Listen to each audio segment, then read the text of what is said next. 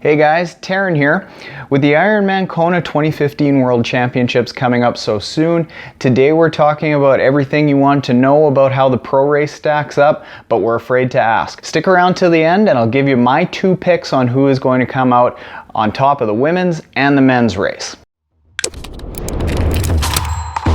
Starting out with the men's race, the German Uber biker, defending champion and part-time professional potty mouth, Sebastian Keenly,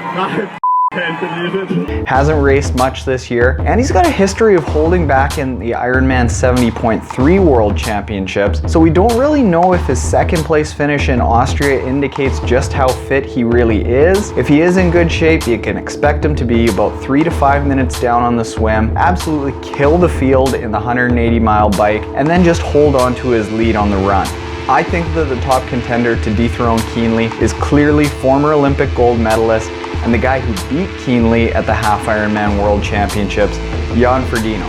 Jan quickly transitioned from short course to Ironman racing and is probably the fastest swimmer and runner in the field. He's a big man at 6 feet 4 inches tall, which does tend to hurt athletes in the Kona heat, but that didn't stop him from coming in 3rd at his Ironman debut in 2014. For added cool points, Jan actually owns a company called Frodeno Coffee, and anyone who helps spread the dark nectar is okay in my books. Other athletes who've had good but spotty showings in Kona and could contend if they manage to get everything to come together on the day are 2013 champion Frederik van Lierde and the best trucker hat wearer in the field, 2013 runner-up Luke McKenzie. The top US contenders are former NCAA All-American swimmer Andy Potts, last year's runner-up and best hat winner Ben Hoffman could also contend.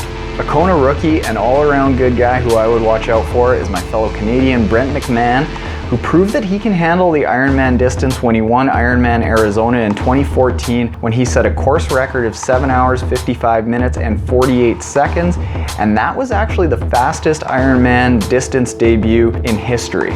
The women's side of the race comes down to the unbelievable run speed of defending champ Mirinda Carfrae, and in my opinion, her only real competitor is Swiss triathlete Daniella Reefs. Carfrae has been the class of the field for years and has yet to finish lower than 3rd in Kona.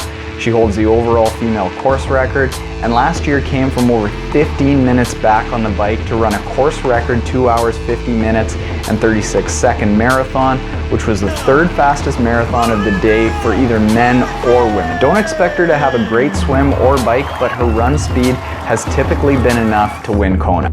And in related news, I think she has a crush on me. Yep.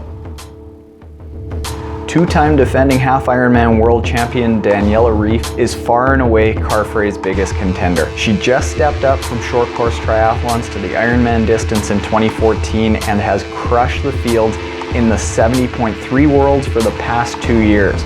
Reef uses her awesome swim and bike speed to build up a big lead. The question is whether or not she can hold off Carfrae on the run.